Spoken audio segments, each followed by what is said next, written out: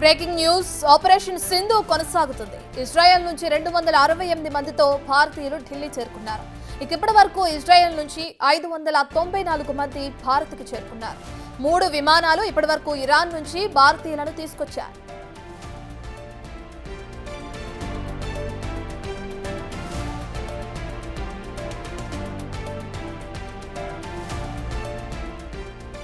మరోవైపు ఏపీకి చెందిన పలువురు విద్యార్థులు ఢిల్లీలోని ఏపీ భవన్ కు చేరుకున్నారు. వారు ఇవాళ సాయంత్రం తిరిగి ఇంటికి బయలుదేరే అవకాశాలు కనిపిస్తున్నాయి.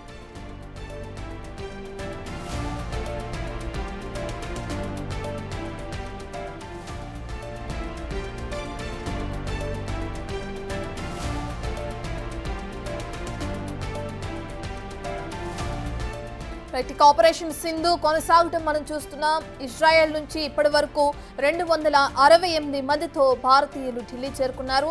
ఇప్పటి వరకు ఇజ్రాయెల్ నుంచి 594 మంది భారత్ చేరుకున్నట్లు కూడా మనం చూస్తున్నాం. 3 విమానాలు అటు ఇరాన్ నుంచి భారతీయులను తీసుకురావచ్చాయి ఇటు ఇండియాకి. మరోవైపు ఏపీకి చెందిన పలువురు విద్యార్థులు ఢిల్లీలోని ఏపీ భవన్ కు చేరుకున్నారు. వారు ఇవాళ సాయంత్రం తిరిగి ఇంటికి బయలుదేరే అవకాశాలు కూడా కనిపిస్తున్నాయి.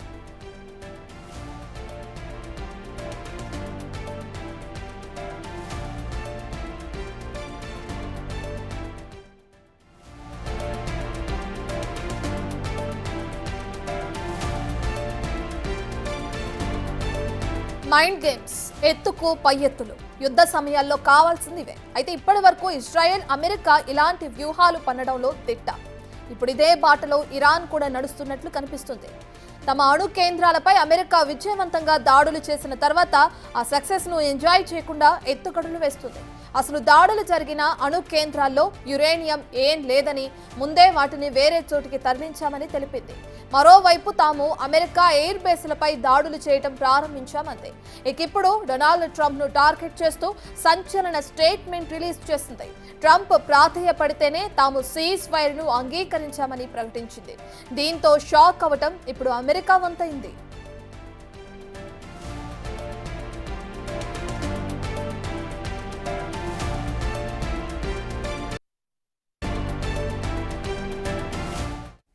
ఇరాన్ ఏదైతే స్టేట్మెంట్ ఇచ్చిందో దానికి సంబంధించిన న్యూస్ మనం చూస్తున్నాం. దీనికి సంబంధించిన డీటెయిల్స్ అందించడానికి మా ప్రతినిధి శివ అందుబాటులో ఉన్నారు.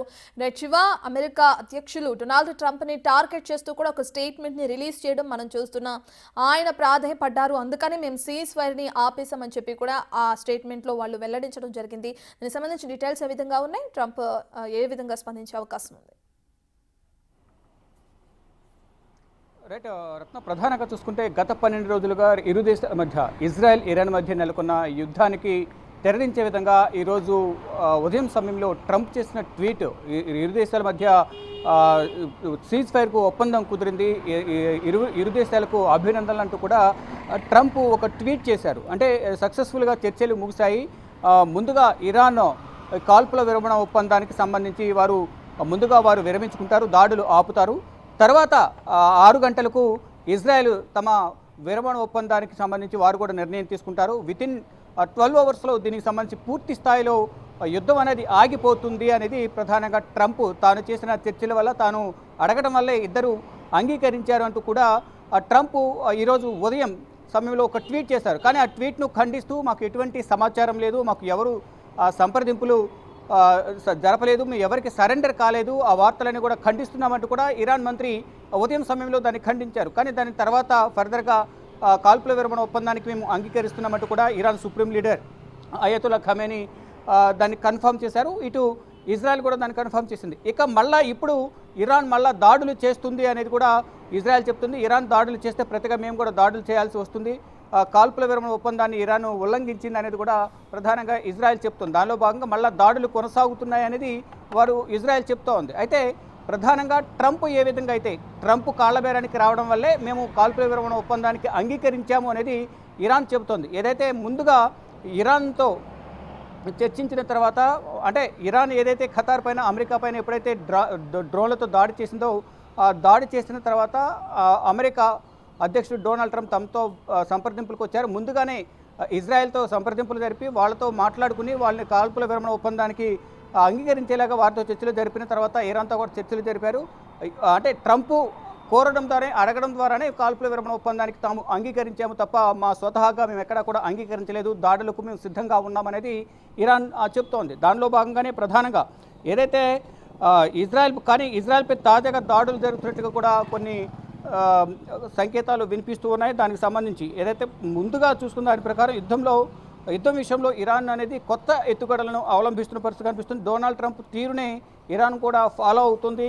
కాల్పుల విరమణ కోసం ట్రంప్ తమను ప్రాధేయపడిన నేపథ్యంలోనే మేము విరమణకు ఒప్పుకున్నాం తప్ప మా స్వతహాగా ఎక్కడ కూడా అంగీకరించలేదు అనేది ప్రధానంగా ఇరాన్ చెప్తోంది. ఒకవైపు రెండు దేశాల్లో దాడులు కొనసాగుతున్న నేపథ్యంలో ఆపరేషన్ సింధు పేరుతో భారత ప్రభుత్వం ఆ రెండు దేశాల్లో చిక్కుకున్న భారతీయులు అక్కడ సెటిల్ అయిన వాళ్ళు కానీ అక్కడ స్టూడెంట్స్ ఎవరైతే విద్యను అభ్యసించడానికి మెడికల్ విద్యార్థులు ఎవరైతే ఉన్నారో వారందరూ కూడా తిరిగి వస్తున్నారు. ఇప్పటి వరకు ఇటు ఇజ్రాయెల్ నుంచి ఇరాన్ నుంచి అంటే ఇజ్రాయెల్ నుంచి దాదాపు 900 మందికి పైగా కూడా ఇజ్రాయెల్ నుంచి వచ్చారు. ఇరాన్ నుంచి కూడా 2300 మందికి పైగా కూడా విద్యార్థులు అక్కడ ఉన్న నివాసం ఉంటున్నవారు కానీ అక్కడ సందర్శించడానికి వెళ్ళిన వారు అందరూ కూడా ఒక్కొక్కరిగా తిరిగి వస్తున్నారు.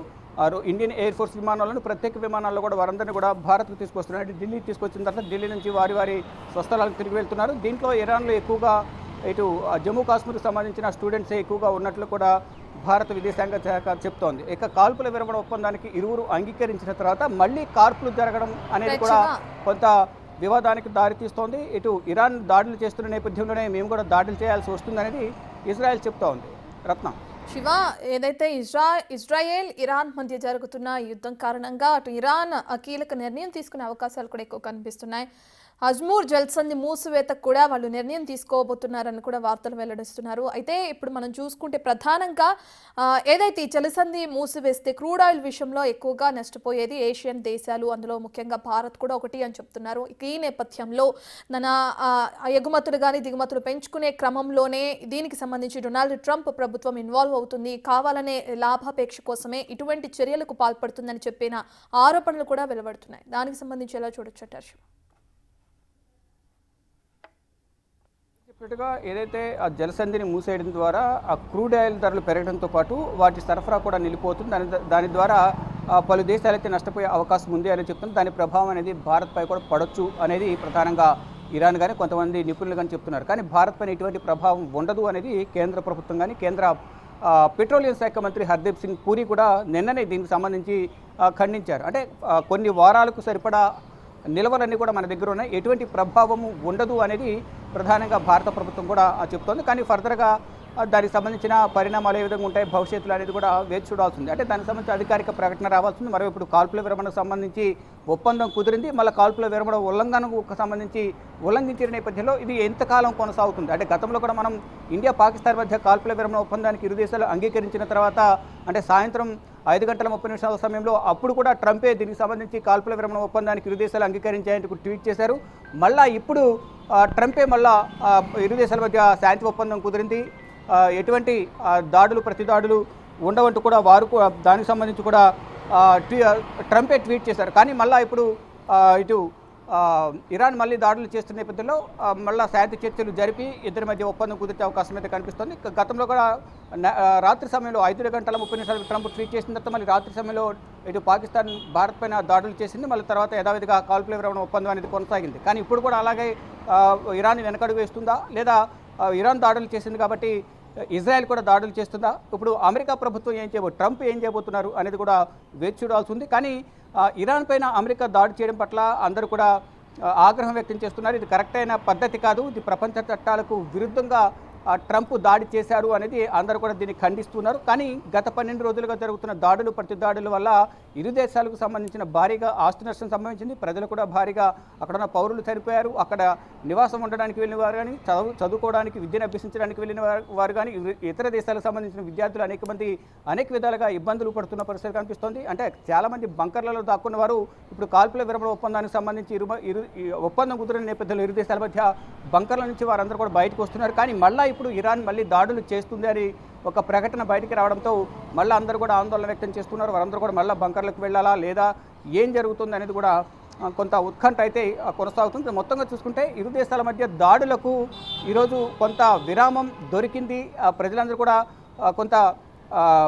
కొంత హర్షం వ్యక్తం చేశారు. ఇరు దేశాల మధ్య శాంతి ఒప్పందం అంటే కాల్పుల విరమణ ఒప్పందానికి ఇరు దేశాలు అంగీకరించాయని ట్రంప్ ఎప్పుడైతే ట్వీట్ చేశారో దానికి సంబంధించి ఇరాన్ కూడా కన్ఫర్మ్ చేసింది. ఇటు అంటే ఇరు దేశాలతో మాట్లాడి ఇద్దరు కూడా ఒప్పుకునే విధంగా ట్రంప్ సంప్రదింపులు జరిపారు అనేది ఒక ప్రచారం జరిగింది. కానీ మొదట ఇరాన్ అంగీకరించినప్పటికీ తర్వాత అంటే ఆ కాల్పుల విరమణ ఒప్పందం అనేది 6 గంటల తర్వాత అమల్లోకి వస్తుంది అనేది ట్రంప్ ముందే చెప్పారు.